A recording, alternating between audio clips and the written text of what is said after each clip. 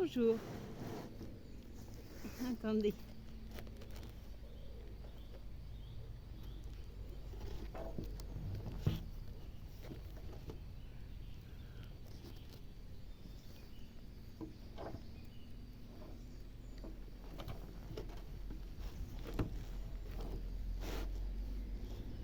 Je sais pas trop.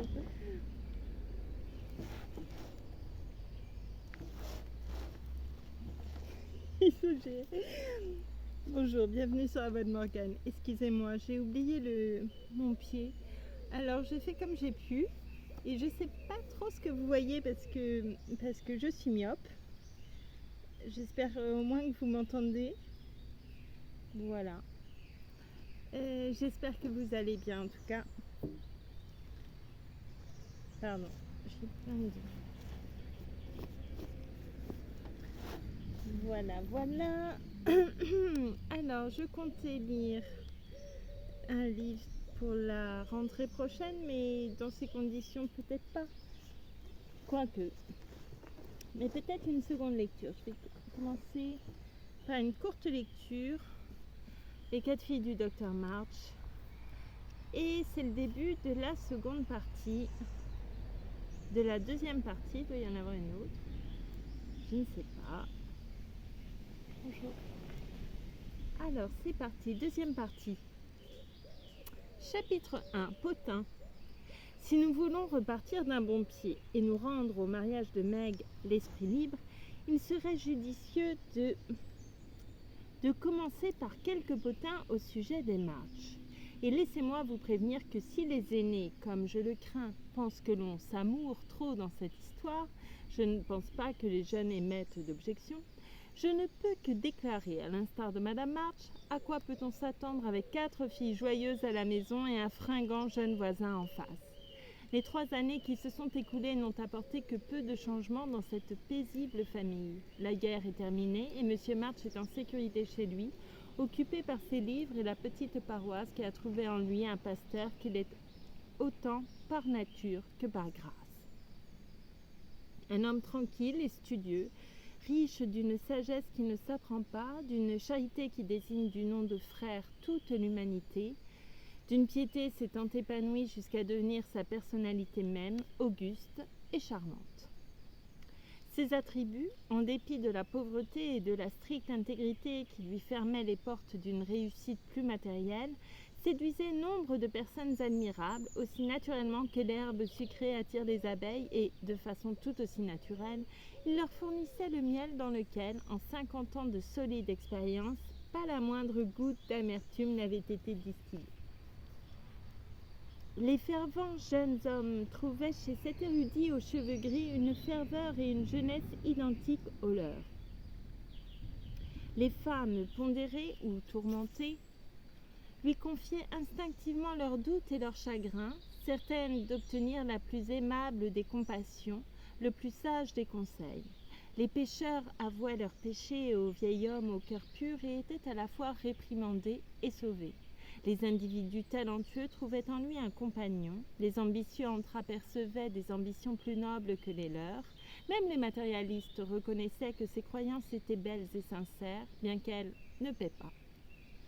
Vues de l'extérieur, les 5 femmes énergiques semblaient diriger la maisonnée, et c'était le cas dans de nombreux domaines. Mais l'homme tranquille qui trônait au milieu de ses livres était encore le chef de famille, la conscience du foyer, son point d'ancrage et son consolateur, car c'était vers lui que se tournaient toujours ces femmes industrieuses et anxieuses dans les moments de trouble, et elles y trouvaient, dans le sens le plus fidèle de ces mots sacrés, un mari et un père.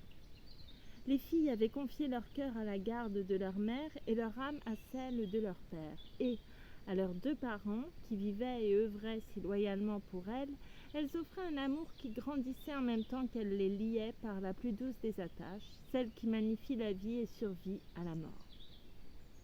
Madame March est aussi vive et joyeuse, bien qu'un peu plus grise que lors de sa dernière apparition, et pour l'heure si absorbée par les affaires de Meg que les visites maternelles de cette missionnaire manquent énormément aux hôpitaux et aux foyers où s'entassent toujours des soldats et des veuves de guerre. John Brooke avait vaillamment accompli son devoir durant 1 an, avait été blessé renvoyé chez lui et jamais autorisé à y retourner. Il n'avait reçu ni étoile ni galon, mais il les méritait, car il avait allègrement risqué tout ce qu'il possédait. Et la vie et l'amour sont très précieux lorsqu'ils sont en plein épanouissement. Parfaitement résigné à être rendu à la vie civile, il se consacra à son rétablissement, à se mettre au travail et à obtenir un foyer pour Meg. Avec le bon sens et la farouche indépendance qui le caractérisaient, il refusa les offres les plus généreuses de M. Lawrence et accepta un emploi d'aide comptable, préférant débuter avec un salaire honnêtement gagné qu'en risquant de l'argent emprunté. Meg avait passé tout ce temps-là à travailler et à attendre, devenant plus femme, plus avertie dans l'art de tenir une maison et plus jolie que jamais, car l'amour embellit grandement. Elle n'avait pas renoncé à ses ambitions et ses espoirs de petite fille et se sentait un peu déçue de la façon humble dont sa nouvelle vie devait débuter. Ned Moffat venait d'épouser Sally Gardiner et Meg ne pouvait s'empêcher de comparer avec les siens leurs belles demeures et voitures, leurs nombreux cadeaux et splendides vêtements, et elle désirait secrètement pouvoir en posséder d'identiques. Mais, d'une façon ou d'une autre, l'envie et le mécontentement s'évanouissaient lorsqu'elle songeait à l'amour et au labeur inlassable que John avait investi dans la petite maison qui l'attendait, et quand ils s'asseyaient au crépuscule et discutaient de leurs modestes projets, le futur paraissait toujours si beau et éclatant qu'elle oubliait la splendeur de Sally et avait l'impression d'être la plus riche et la plus heureuse des filles de la chrétienté. Joe ne retourna jamais chez tante March, car la vieille dame s'était entichée d'Amy au point de la soudoyer en lui offrant des cours de dessin dispensés par le meilleur professeur du moment. Et, pour un tel privilège, Amy aurait servi une maîtresse bien plus exigeante. Elle employait donc ses matinées à remplir ses obligations, ses après-midi au plaisir, avec d'excellents résultats. Joe, pendant ce temps, se consacrait à la littérature et à Beth, restée longtemps fragile après que la maladie ne fut plus qu'un souvenir. Elle n'était pas exactement invalide, mais elle ne fut plus jamais la créature au teint rose et en bonne santé qu'elle avait été. Elle demeurait malgré tout optimiste, heureuse et sereine, occupée par les quelques tâches qu'elle affectionnait, l'amie de tout le monde et l'ange dans la maison bien avant que ceux qui l'aimaient ne s'en aperçoivent. Tant que le Spread Eagle la payait $1 la colonne pour ses bêtises, comme elle les appelait, Joe se sentait fortunée et griffonnait ses petites histoires sentimentales avec zèle. Mais les projets plus importants fermentaient dans son cerveau grouillant et son esprit ambitieux, et la vieille rôtissoire à réflecteur au grenier s'emplissait lentement d'une pile de manuscrits tachés d'encre qui placerait un jour le nom de March en haut de la liste des célébrités. Laurie, qui était consciencieusement allée à l'université pour satisfaire son grand-père, n'avait pas choisi la façon la plus simple de poursuivre à sa guise ses études. Étant unanimement aimée grâce à son argent, ses bonnes manières, ses multiples talents et ce trop bon cœur qui lui attirait toujours des problèmes lorsqu'il voulait régler ceux des autres, il était en grand danger d'être gâté et l'aurait probablement été, comme de nombreux garçons prometteurs, si le souvenir du gentil vieux monsieur étroitement lié à son succès, de l'ami maternel qui le surveillait comme s'il était son propre fils et, enfin, et ce n'était pas rien, si la conscience que 4 filles innocentes l'aimaient, l'admiraient et croyaient en lui de toute leur force n'avait pas constitué des talismans contre le mal. N'étant qu'un glorieux être humain, bien entendu, il batifolait, flirtait et se transformait en dandy, en amateur de sports aquatiques, en sentimental ou en gymnaste au gré des modes universitaires. Bizutait ou était bizuté, parlait argot et plus d'une fois fut dangereusement près d'être exclu temporairement ou renvoyé.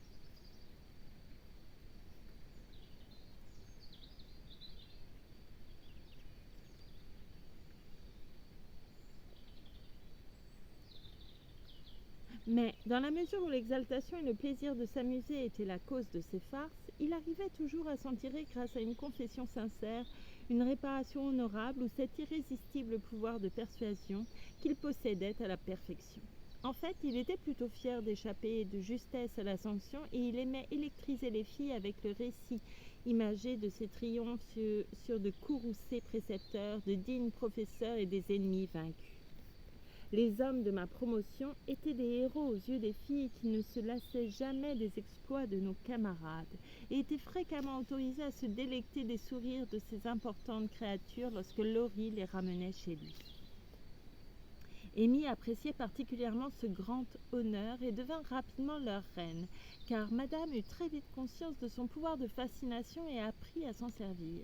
Meg était trop absorbée par son John à elle pour se soucier d'autres seigneurs de la création, et Beth trop timide pour faire davantage que leur jeter des regards furtifs et se demander comment faisait Amy pour leur donner ainsi des ordres.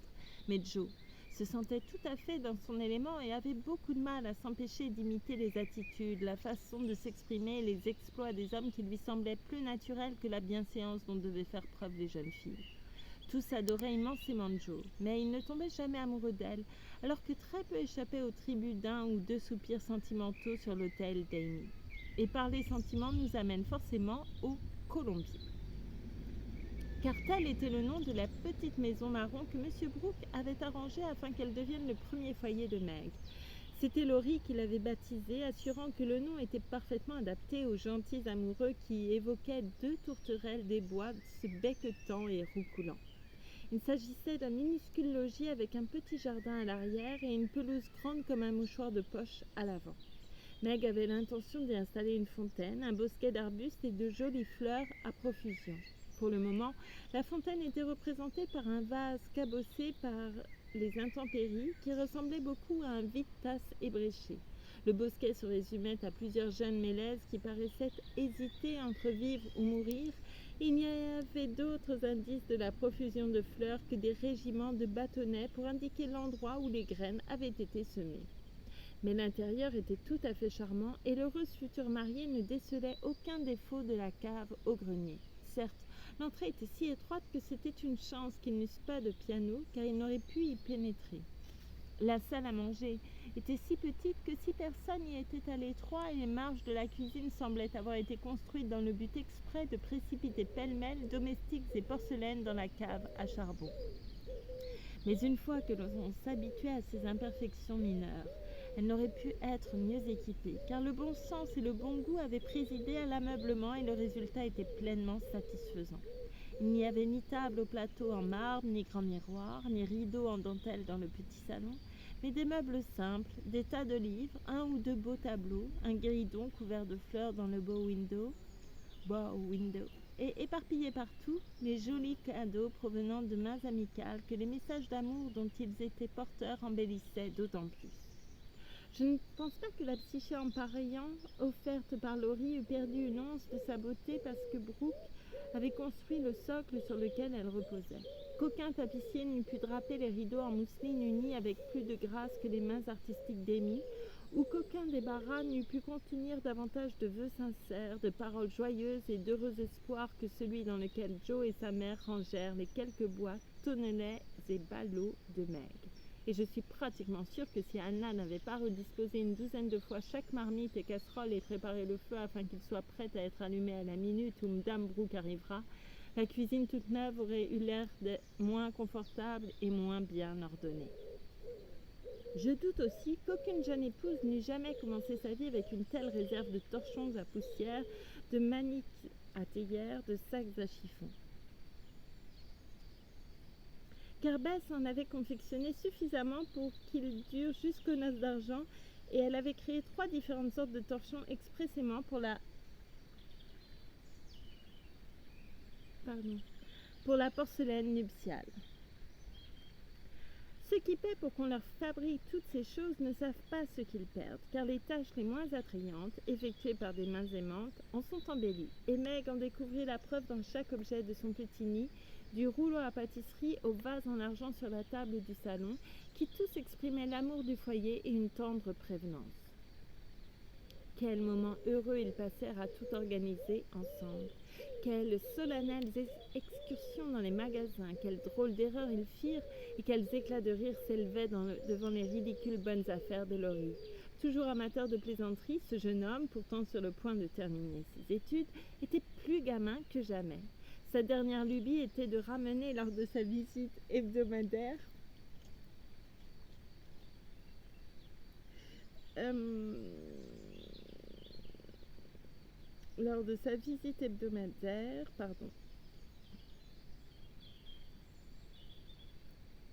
de nouveaux, utiles et ingénieux objets pour la jeune femme d'intérieur. Tout d'abord un sac de remarquables épingles à linge, puis une magnifique râpe à muscade qui tomba en morceaux au premier essai, un produit nettoyant pour les couteaux qui abîma tous les couteaux, ou un balai qui arrachait proprement tous les poils du tapis et laissait la poussière, un savon censé épargner les corvées qui emportaient la peau des mains, de la colle infaillible qui ne collait solidement rien d'autre que les doigts de l'acheteur berné, et toutes sortes de ferblanteries, d'une tirelire pour quelques pennies jusqu'à une magnifique lessiveuse dont la vapeur laverait les vêtements avec de grandes chances d'exploser durant l'opération. Meg le suppliait en vain d'arrêter. John se moquait de lui et Joe l'appelait Monsieur Toodles. La manie d'acquérir les objets nés de l'ingéniosité américaine et de voir ses amis correctement outillés s'était emparée de lui. Chaque semaine apportait donc de nouvelles absurdités. Tout était finalement prêt. Amy avait même disposé des savons de différentes couleurs pour les assortir aux différents tons des pièces et Bess avait mis la table pour le premier repas. « Tu es satisfaite? Ça ressemble à un foyer. Tu as le sentiment que tu seras heureuse ici ?» demanda Madame March, tandis qu'elle et sa fille parcouraient le nouveau royaume bras dessus, bras dessous, donnant l'impression de se cramponner l'une à l'autre plus tendrement que jamais. « Oui, maman, je suis parfaitement satisfaite, grâce à vous tous, et je suis tellement heureuse que je suis incapable de l'exprimer, » répondit Meg avec un regard qui en disait bien plus long que des mots. Si seulement elle avait une ou deux domestiques, ce serait très bien, dit Amy en sortant du salon où elle avait tenté de déterminer si le mercure en bronze était mieux exposé sur les étagères ou le manteau de la cheminée. Maman et moi en avons discuté. J'ai décidé qu'au début, j'essaierais à sa façon. Il y a si peu à faire que si Lottie s'occupe des commissions et m'aide de temps en temps, j'aurai juste assez de travail pour m'empêcher de devenir paresseuse ou de regretter la maison, répondit tranquillement Meg. Sally Moffat en a 4, commença Amy. Si Meg en avait 4, elle ne rentrerait pas dans la maison et monsieur et madame devraient camper dans le jardin, interrompit Joe qui, enveloppé d'un tablier, faisait briller une dernière fois les poignées de porte. Sally n'est pas l'épouse d'un homme pauvre et de nombreuses bonnes sont nécessaires à sa belle demeure. Meg et John débutent humblement dans la vie, mais j'ai le sentiment qu'il y aura autant de bonheur dans la petite maison que dans la grande. C'est une grave erreur pour les jeunes filles comme Meg de ne se laisser d'autres occupations que s'habiller, donner des ordres et cancaner. Au début de mon mariage, il me tardait que mes nouveaux vêtements s'usent ou aient un accroc pour avoir le plaisir de les réparer. J'en avais vraiment assez des ouvrages d'agrément et de m'occuper de mes mouchoirs. Pourquoi n'allais-tu pas à la cuisine préparer des bricoles comme le fait Sally pour s'amuser, même si elle rate toujours que les domestiques se moquent d'elle, dit Meg. Je l'ai fait au bout d'un moment, pas pour bricoler, mais pour qu'Anna m'apprenne comment bien faire les choses et que les domestiques n'aient pas à rire de moi. À ce moment-là, c'était pour me distraire, mais il est venu un temps où j'ai été sincèrement reconnaissante non seulement d'en avoir envie, mais aussi d'être capable de cuisiner sainement pour mes petites filles et de me débrouiller seule quand je n'avais plus les moyens de m'offrir de domestiques. Tu fais les choses dans l'autre sens, Meg, ma chérie, mais ce que tu apprends maintenant te sera utile plus tard, lorsque John sera plus riche, car une maîtresse de maison, aussi merveilleuse soit-elle, devra savoir comment le travail doit être effectué si elle veut être servie correctement et honnêtement. Oui, maman, j'en suis sûre, dit Meg, après avoir écouté avec respect le petit sermon, car les meilleures des femmes sont capables de disserter sans fin sur la tenue d'un foyer. Sais-tu que c'est la pièce que je préfère de toute ma maison de poupées, ajouta-t-elle un instant plus tard alors qu'elles étaient montées et qu'elle scrutait l'intérieur de son armoire à linge bien garnie. Bess se trouvait là et faisait de délicates piles d'une blancheur de neige sur les étagères tout en se réjouissant devant ce considérable assortiment. Toutes trois rirent aux paroles de Meg, car l'armoire à linge était un sujet de plaisanterie. Voyez-vous, après avoir dit que si Meg épousait ce Brooke, elle n'aurait pas un cent de son argent, tante March se retrouva en plein dilemme quand le temps eut apaisé son courroux et la fit se repentir de son serment. Elle ne revenait jamais sur sa parole et elle se creusa la tête pour savoir comment la contourner, et elle finit par concevoir un plan satisfaisant. On ordonna à Madame Carroll, la maman de Florence, d'acheter, faire fabriquer et marquer une grande quantité de linge de maison et de table et de l'envoyer comme s'il s'agissait de son propre cadeau. Les ordres furent scrupuleusement exécutés, mais le secret s'ébruita et plut beaucoup à toute la famille, car tante March tentait de paraître absolument indifférente et insistait sur le fait qu'elle ne donnerait rien d'autre que les perles anciennes, promises depuis longtemps à la première mariée. Voilà qui est digne d'une ménagère, et j'en suis ravie. J'avais une jeune amie qui s'est mise en ménage avec 6 draps, mais elle avait des rince-doigts pour les invités et elle en était satisfaite, dit Madame March en tapotant les nappes damassées et en appréciant en véritable femme leur finesse. Je n'ai pas un seul rince-doigt, mais voilà un service en porcelaine qui durera jusqu'à la fin de mes jours, dit Anna, et Meg eut l'air, comme de juste, parfaitement comblée. Voilà tout, Dal, s'écria Joe du rez-de-chaussée, et elles descendirent toutes retrouver Laurie, dont les visites hebdomadaires étaient un événement important dans leur vie paisible. Un grand jeune homme aux épaules larges, aux cheveux coupés ras, portant un chapeau cloche en feutre en guise de couvre-chef et un manteau lâche, arrivait à grands pas sur la route.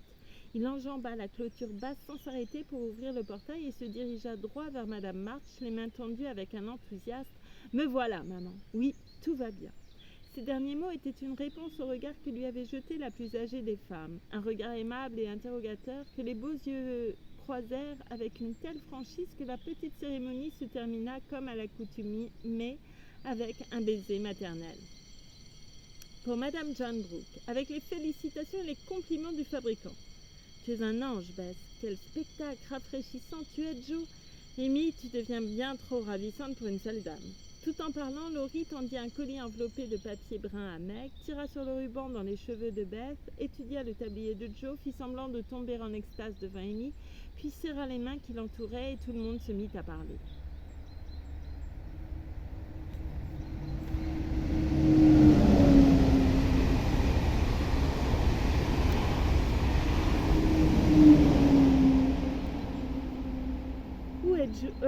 Non, pas du tout. Où est John ? Demanda Meg, inquiète. Il s'est arrêté à récupérer le certificat pour demain, madame. Qui a gagné le dernier match, Teddy ? S'enquit Joe, qui s'obstinait à s'intéresser au sport masculin en dépit de ses 19 ans. Nous, bien sûr. J'aurais voulu que tu sois là pour voir ça. Comment va cette chère mademoiselle Randall ? Demanda Amy avec un sourire éloquent. Plus cruel que jamais. Tu ne vois pas comment je dépéris ? Répondit Laurie en se donnant une claque sonore sur la poitrine et en poussant un soupir mélodramatique. C'est quoi la dernière blague ? Ouvre-le et voyons ça, Meg, dit Bess en observant le paquet renflé avec curiosité. C'est une chose utile qu'il faut avoir chez soi en cas d'incendie ou de cambriolage, fit remarquer Laurie alors qu'une petite crécelle d'alarme apparaissait au milieu des rires des filles. Chaque fois que John sera absent et que tu auras peur, Madame Meg, agite ça à la fenêtre de devant et tout le voisinage sera réveillé, ni une ni deux. C'est chouette, non ? Et Laurie leur fit une démonstration de sa puissance qui leur fit à toutes se boucher les oreilles. Quelle ingratitude! Et en parlant de gratitude, ça me rappelle que tu peux remercier Anna d'avoir sauvé ton gâteau de mariage de la destruction. Je l'ai vu entrer chez toi en arrivant et si elle ne l'avait pas vaillamment défendu, j'y aurais goûté, il a l'air absolument délicieux. Je me demande si tu grandiras un jour, Laurie, dit Meg d'un ton de matrone. Je fais de mon mieux, madame, mais je ne peux guère aller plus haut, j'en ai bien peur, 1,80 m. C'est à peu près tout ce que les hommes peuvent faire en cette époque d'abattardissement, répondit le jeune homme, dont la tête arrivait à peu près au niveau du petit lustre. J'imagine que ce serait une profanation de manger quoi que ce soit dans cette chaumière toute neuve, donc comme je suis terriblement affamée, je propose une suspension de séance, ajouta-t-il aussitôt. Maman et moi allons attendre John. Il reste quelques dernières choses à préparer, dit Meg en s'éloignant d'un air affairé. Bess et moi allons chez Kitty Bryan chercher d'autres fleurs pour demain, déclara Amy en nouant un inimitable chapeau sur ses inimitables boucles et en se délectant autant que les autres de l'effet produit. Viens, Joe, n'abandonne pas un camarade. Je suis dans un tel état d'épuisement que je suis incapable de rentrer sans aide. N'enlève ton tablier sous aucun prétexte. Il est particulièrement saillant, dit Laurie, tandis que Joe faisait disparaître l'objet de son aversion dans sa vaste poche et offrait son bras pour soutenir la démarche chancelante de son ami. « Bon, Teddy, je veux qu'on discute sérieusement de demain, » commença Joe, tandis qu'il s'éloignait nonchalamment. « Tu dois promettre de bien te tenir et de ne pas te mettre à faire des farces pour tout gâcher. » Pas la moindre farce. Et pas de plaisanterie quand on devra être sérieux. Je ne fais jamais ça. C'est ta spécialité. Et je te supplie de ne pas me regarder pendant la cérémonie. Si tu le fais, je rirai sûrement. Tu ne me verras pas. Tu pleureras si fort que l'épais brouillard autour de toi dissimulera la vue. Je ne pleure jamais, sauf en cas de grande affliction. Comme quand les vieux copains partent à l'université, hein, la coupa Laurie avec un rire éloquent. Ne te vante pas, j'ai juste gémi un peu pour tenir compagnie aux filles. Exactement. Dis donc, Joe, comment a été grand-père cette semaine? Assez aimable? Très. Pourquoi? Tu t'es attiré des ennuis et tu veux savoir comment il va le prendre? Demanda Joe d'un ton brusque. Allons, Joe, tu crois que je regarderais ta mère en face et lui dirais tout va bien si ce n'était pas le cas? Et Laurie s'arrêta, l'air offensé. Non. Alors ne sois pas soupçonneuse. Je veux seulement de l'argent, dit Laurie en repartant apaisée par son ton cordial. Tu dépenses beaucoup, Tiddy. Penses-tu? Je ne le dépense pas, il se dépense tout seul. On ne sait comment, il disparaît avant que je m'en aperçoive. Tu es si généreux et tu as tellement bon cœur que tu permets à tout le monde de t'emprunter de l'argent et tu ne sais pas dire non. On est au courant pour Henshaw et de tout ce que tu as fait pour lui. Si tu dépenses toujours l'argent de cette façon, on ne peut pas t'en vouloir, dit chaleureusement Joe. Oh, il a fait une montagne d'une taupinière. Tu n'aurais pas voulu que je laisse cet excellent camarade se tuer au travail alors qu'il avait seulement besoin d'un petit coup de pouce et qu'il vaut une douzaine d'entre nous qui sommes si paresseux, si? Bien sûr que non. Mais je ne vois pas l'utilité de posséder 17 gilets, un nombre infini de cravates et un nouveau chapeau chaque fois que tu rentres à la maison. Je pensais que tu en avais fini avec ta période dandy, mais de temps en temps elle ressurgit sous une forme différente. En ce moment, c'est la mode d'être hideux. C'est la mode d'être hideux, d'avoir une tête qui ressemble à une brosse à récurer, de porter une camisole de force, des gants orange et de lourdes bottes à bout carré. Si c'était des horreurs bon marché, je ne dirais rien, mais elles coûtent autant que les autres et je n'en tire aucune satisfaction. Laurie rejeta la tête en arrière et rit de si bon cœur devant cette attaque que le chapeau cloche tomba par terre et que Joe le piétina, une insulte qui ne fit que lui offrir l'occasion de disserter sur les avantages des vêtements rudimentaires tout en pliant le couvre-chef maltraité qu'il fourra dans sa poche. Plus de sermons, tu seras gentil. La semaine est assez dure comme ça et j'aime bien en profiter quand je rentre à la maison. Demain, je me vêtirai sans regarder à la dépense et je serai une grande satisfaction pour mes amis. J'arrêterai de t'embêter. Si seulement tu te laissais pousser les cheveux. Je n'ai rien d'une aristocrate, mais ça m'ennuie d'être vue en compagnie de quelqu'un qui ressemble à un boxeur professionnel, fit remarquer Joe avec sérieux. Ce style sans prétention encourage l'étude. C'est la raison pour laquelle nous l'adoptons, rétorqua Laurie, qui ne pouvait en aucun cas être accusé de vanité, lui qui avait, en raison de cette exigence, volontairement sacrifié une belle chevelure bouclée pour une brosse d'un demi-centimètre. Au fait, Joe, je crois que le petit Parker se désespère vraiment à cause d'Amy. Il parle sans arrêt d'elle, écrit des poèmes et soupire de la façon la plus suspecte. Il ferait mieux de tuer dans l'œuf sa petite passion, non? Ajouta Laurie sur le ton de la confidence comme un grand frère après un bref silence. Bien sûr, nous ne voulons plus aucun mariage dans cette famille ces prochaines années. Juste ciel, à quoi pensent ces enfants? Dit Joe d'un air aussi scandalisé que si Amy et le petit Parker n'avaient pas passé l'âge de la puberté. Nous vivons une période dissolue et je ne sais pas à quoi on se prépare, madame. Tu n'es qu'une enfant, mais tu seras la prochaine, Joe, et tu nous abandonneras à nos lamentations, dit Laurie en secouant la tête devant la dégénérescence de l'époque. Moi? Ne t'inquiète pas. Je ne suis pas du genre agréable. Personne ne voudra de moi et c'est une bénédiction parce qu'il devrait toujours y avoir une vieille fille dans une famille. Tu ne veux donner sa chance à personne, dit Laurie en lui jetant un regard envieux, son visage bronzé prenant quelques couleurs supplémentaires. Tu ne veux pas dévoiler le côté doux de ton caractère, et si un gars l'aperçoit par hasard, il ne peut s'empêcher de montrer qu'il t'aime bien. Tu le traites comme Madame Gummidge traite son bien-aimé, en lui jetant de l'eau froide dessus et en te hérissant d'épines, si bien que personne n'ose te toucher ou te regarder. Je n'aime pas ce genre de choses.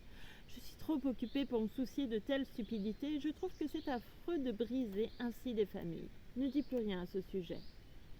Le mariage de Meg nous a mis la tête à l'envers et on ne parle que d'amoureux et d'absurdités du même genre. Je ne veux pas m'énerver. Alors changeons de sujet. Et Joe paraissait réellement sur le point de lancer de l'eau froide à la moindre provocation.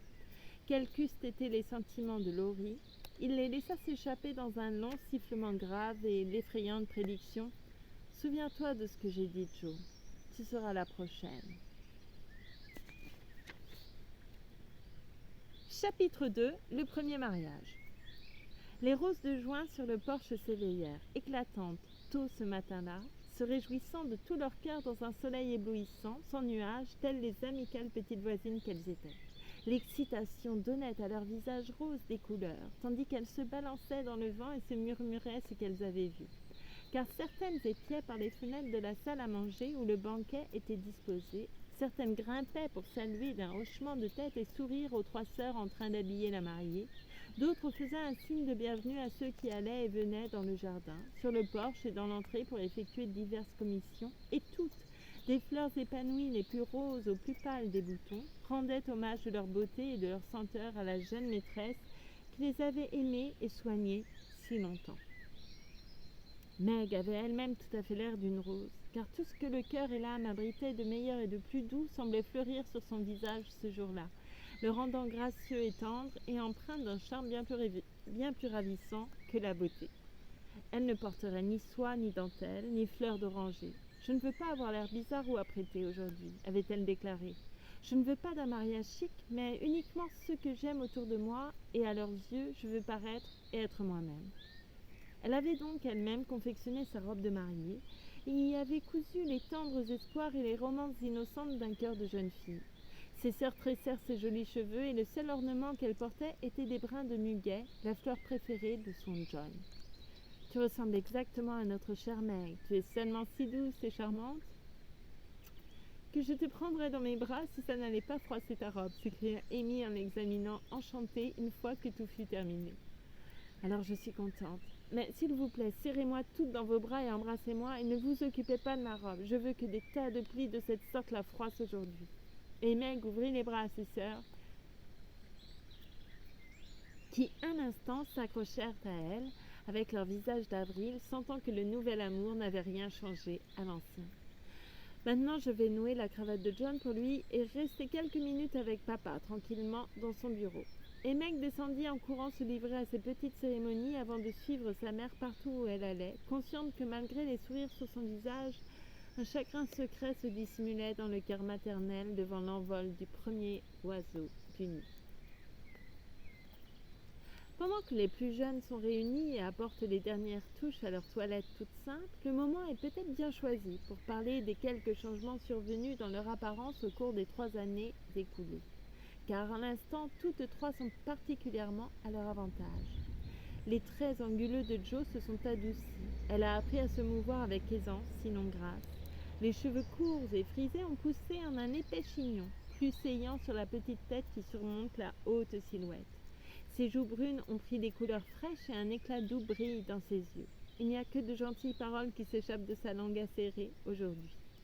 Bess est plus mince, plus pâle et plus calme que jamais. Les beaux yeux aimables sont plus grands et leur expression attristante, même si elle n'est pas triste en elle-même. C'est l'ombre de la souffrance qui touche le jeune visage avec une patience si pathétique. Mais Beth se plaint rarement et parle toujours d'aller bientôt mieux.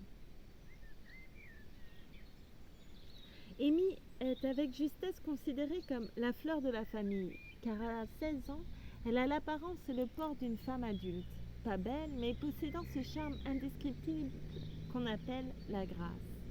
Elle était visible dans les lignes de sa silhouette, la forme et les mouvements de ses mains, le tombé de sa robe, la cascade de ses cheveux, inconsciente mais harmonieuse et aussi séduisante pour beaucoup que la beauté elle-même. Amy était toujours affligée par son nez car il n'avait jamais voulu devenir grec, ainsi que par sa bouche, trop large et à la lèvre inférieure trop décidée. Ses traits offensants donnaient du caractère à son visage, mais elle ne le voyait pas et se consolait avec son teint merveilleusement clair, ses yeux bleus vifs et ses boucles plus blondes et abondantes que jamais. Aucune grande cérémonie n'aurait lieu, tout devait être aussi naturel et intime que possible. Aussi, lorsque tante March arriva, elle fut scandalisée de voir la future mariée venir en courant l'accueillir pour la conduire à l'intérieur, de découvrir le futur marié en train d'attacher une guirlande qui était tombée et d'apercevoir le paternel pasteur monter à l'étage avec une expression grave et une bouteille de vin sous chaque bras. « Sapristi, voilà des façons !» s'écria la vieille dame en s'installant à la place d'honneur préparée pour elle et en arrangeant les plis de sa robe moirée dans un grand bruissement. « Tu ne devrais pas te montrer jusqu'à la dernière minute, mon enfant. Je ne suis pas une curiosité, tantine, et personne ne vient pour me dévisager, critiquer ma robe ou évaluer le coût de mon déjeuner. Je suis trop heureuse pour me soucier de ce qu'on dit ou pense et mon modeste mariage va se dérouler exactement comme je le souhaite. John, mon chéri, voilà ton marteau. » Et Meg partit aider cet homme dans son occupation hautement inappropriée. Monsieur Brooke ne dit même pas merci, mais en se baissant pour attraper l'outil si peu romantique, il embrassa sa petite promise derrière la porte en accordéon avec un tel air que tante March sortit son mouchoir, ses vieux yeux acérés soudain noyés de buée. Un fracas, un cri, et le rire de Laurie accompagné de l'inconvenante exclamation « Jupiter, Ammon !» Joe a encore renversé le gâteau, déclenchèrent une agitation passagère qui s'était à peine calmée lorsqu'une nuée de cousins arriva et que la troupe entra, comme disait Bess enfant. « Ne laisse pas ce jeune géant s'approcher de moi, il m'agace davantage que des moustiques, » murmura la vieille dame à Amy tandis que les pièces se remplissaient et que la tête noire de Laurie dominait toutes les autres. « Il a promis d'être très gentil aujourd'hui et il peut être parfaitement élégant quand il veut, » rétorqua Amy en s'éloignant discrètement afin de prévenir Hercule de se méfier du dragon, cet avertissement le conduisant à tourmenter la vieille dame avec une dévotion tout à fait déconcertante. Il n'y eut pas de cortège nuptial, mais un silence soudain s'abattit sur la pièce lorsque M. March et le jeune couple s'installèrent sous l'arche verte. La mère et les sœurs se regroupèrent tout près, comme peu disposées à céder Meg. La voix paternelle se brisa plus d'une fois, ce qui sembla rendre le service encore plus beau et solennel. La main du futur marié tremblait manifestement et personne n'entendit ses réponses. Mais Meg regarda son mari droit dans les yeux et dit « oui », avec une telle confiance tendre sur le visage et dans la voix que le cœur de sa mère se réjouit et que tante March renifla de façon audible. Joe ne pleura pas, bien qu'elle n'en fût pas loin à un certain moment et qu'elle ne fût sauvée de cette démonstration que par la conscience que Laurie la scrutait de ses yeux noirs malicieux qui luisaient d'un mélange comique de gaieté et d'émotion. Beth garda le visage enfoui dans l'épaule de sa mère, mais Amy se tenait telle une gracieuse statue, un rayon de soleil les plus saillants effleurant son front blanc et la fleur dans ses cheveux. Ça ne se faisait pas du tout, j'en ai bien peur, mais à la minute où elle fut légalement mariée, Meg s'exclama « Le premier baiser pour Marmee !» et en se retournant, elle mit tout son cœur dans les lèvres qui le donnèrent. Durant les 15 minutes suivantes, elle ressembla plus que jamais à une rose, car tous firent prévaloir autant que possible leurs privilèges, de M. Lawrence à la vieille Anna, qui, parée d'un couvre-chef qu'elle avait timidement et merveilleusement fabriqué, fondit sur elle dans l'entrée en s'écriant avec un sanglot et un gloussement « Dieu te bénisse, ma chérie, 100 fois. Le gâteau n'est pas abîmé pour un sou et tout a l'air délicieux. »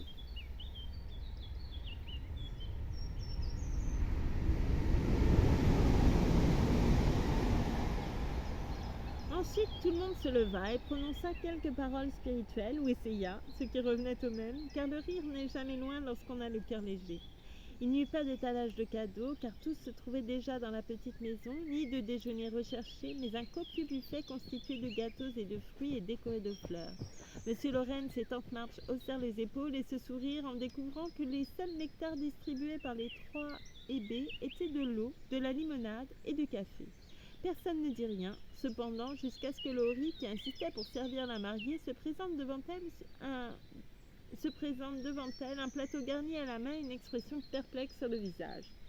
« Est-ce que Joe a cassé toutes les bouteilles par accident ?» murmura-t-il, « ou suis-je seulement victime d'une illusion en pensant en avoir vu poser quelque part ce matin ? Non. Ton grand-père nous a gentiment offert ses meilleures bouteilles et tante March en a envoyé quelques-unes. Mais papa en a mis un peu de côté pour Beth et a expédié le reste au foyer des anciens combattants. Tu sais qu'il pense que le seul usage du vin devrait être médicinal et maman dit que ni elle ni ses filles n'en proposeront jamais à aucun jeune homme sous leur toit. » Meg était sérieuse et s'attendait à voir Laurie froncer les sourcils ou rire. Mais il ne fit ni l'un ni l'autre, car après un rapide coup d'œil dans sa direction, il déclara avec la fougue qui le caractérisait « Ça me plaît. J'ai suffisamment observé les dégâts que ça peut occasionner pour penser que d'autres femmes devraient penser comme vous. » « J'espère que cette sagesse ne provient pas de ton expérience ?» demanda Meg, des notes d'anxiété dans la voix. « Non, je t'en donne ma parole. Mais je ne pense pas trop de bien de moi non plus. Ça ne fait simplement pas partie de mes tentations. Ayant été élevée dans un endroit où le vin est aussi courant que l'eau, et presque aussi inoffensif, je m'en soucie peu. Mais quand une jolie fille en offre, il est difficile de refuser, tu vois. Mais tu le feras pour les autres, sinon pour toi. Allez, Laurie, promets-moi et donne-moi une raison supplémentaire de proclamer que c'est le plus beau jour de ma vie. » Une requête si soudaine et sérieuse fit hésiter le jeune homme un instant, car le ridicule est souvent plus dur à supporter que l'abnégation. Meg savait que s'il lui en faisait la promesse, il la tiendrait à n'importe quel prix et, consciente de son pouvoir, elle l'utilisait comme les femmes en sont capables, pour le bien de son ami. Elle ne dit rien, mais le regarda d'un visage que son bonheur rendait très expressif et avec un sourire qui proclamait « Aujourd'hui, on ne peut rien me refuser. » Laurie, en tout cas, en était incapable. Donc, en lui répondant d'un sourire, il lui donna sa main en déclarant chaleureusement « Je vous le promets, Madame Brooke. Je te remercie beaucoup, beaucoup. » « Et je bois à ta résolution, Teddy, s'écria Joe en le baptisant d'une éclaboussure de limonade en agitant son verre et en le gratifiant d'un large sourire approbateur.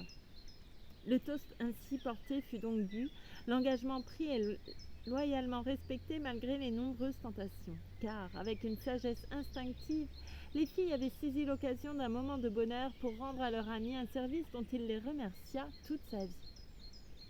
Après le déjeuner, les invités flânèrent par 2 ou 3 dans la maison et le jardin, profitant du soleil à l'intérieur ou à l'extérieur. Il se trouva que Meg et John étaient tous deux au milieu de la pelouse lorsque Laurie fut pris d'une inspiration qui mit la touche finale à ce mariage sans prétention. Que tous les gens mariés se prennent la main et dansent autour des nouveaux mariés, comme le font les Allemands, pendant que les célibataires cabriolent en couple à l'extérieur du cercle, s'écria Laurie en bondissant avec Amy dans l'allée avec une fougue et une adresse si contagieuse que tout le monde suivit leur exemple sans le moindre murmure de protestation. Monsieur et Madame March, tante et oncle Carol commencèrent. Les autres les rejoignirent sans tarder. Même Sally Moffat, après une brève hésitation, jeta sa traîne sur son bras et entraîna Ned dans la ronde. Mais ce qui couronna le tout, ce fut Monsieur Lawrence et tante March, car lorsque le vieil homme plein de dignité se dirigea en pas chassé vers la vieille dame, elle coinça sa canne sous son bras et sautilla avec vivacité pour donner la main aux autres et danser autour du couple de jeunes mariés, tandis que les jeunes envahissaient le jardin comme des papillons au milieu de l'été. Le manque de souffle mit fin au bal impromptu et les invités commencèrent à se retirer. « Tous mes vœux de bonheur, ma chérie. Je te le souhaite de tout mon cœur. Mais je pense que tu vas le regretter, dit tante March à Meg, ajoutant à l'intention du marié qu'il... Tous mes vœux de bonheur, ma chérie, je te le souhaite de tout mon cœur. Mais je pense que tu vas le regretter, dit tante March à Meg, ajoutant à l'intention du marié qui l'accompagnait à sa voiture. Possédez un trésor, jeune homme. Veillez à le mériter. C'est le plus charmant mariage auquel j'ai assisté depuis une éternité, Ned. Et je ne comprends pas pourquoi, car il n'avait rien de chic, fit remarquer Madame Moffat à son mari au moment de leur départ. Laurie, mon fils, si tu dois un jour céder à ce genre de choses, demande le concours de l'une de ces petites filles et je serai parfaitement satisfait, dit M. Lawrence en s'installant dans son fauteuil rembourré pour se reposer après la fièvre de la matinée. Je ferai de mon mieux pour vous être agréable, monsieur, répondit Laurie, inhabituellement obéissant, en dégrafant soigneusement le petit bouquet que Joe avait mis à sa boutonnière. La petite maison n'était pas loin et l'unique voyage de noces de Meg fut la courte promenade tranquille avec John de son ancien foyer au nouveau.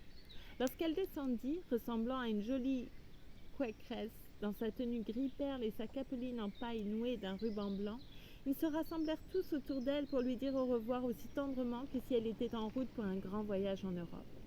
Ne pense pas que je me sépare de toi, ma chère Marmie, ou que je t'aime moins parce que j'aime tant John, dit-elle en s'agrippant un instant à sa mère, les yeux pleins de larmes. Je viendrai tous les jours, papa, et j'espère garder mon ancienne place dans vos cœurs, bien que je sois mariée.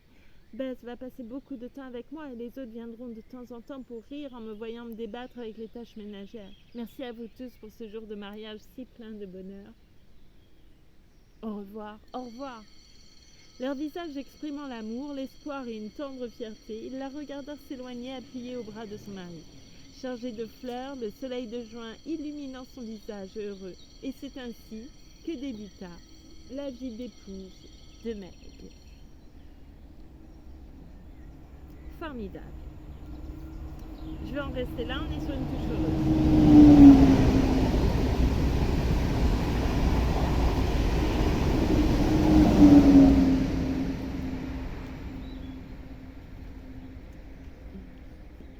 Oui, j'en reste là. Ça avance moins vite que je ne le souhaiterais. En même temps, je lis plein. Très bien. J'ignore tout à fait l'heure qu'il est. Je dirais 20h30. 20h30. Bon, je vais faire une autre lecture. Je vais tenter. Je vous remercie beaucoup. Je vous souhaite une belle soirée. Surtout, faites attention à vous. J'avais pas vu qu'il y avait des feuilles devant moi. C'est pas grave. Oui, surtout prenez soin de vous et passez une belle soirée. Enfin, tout plein de bonnes choses. D'amour, de douceur, etc. Et d'humour. Hop là. Merci encore.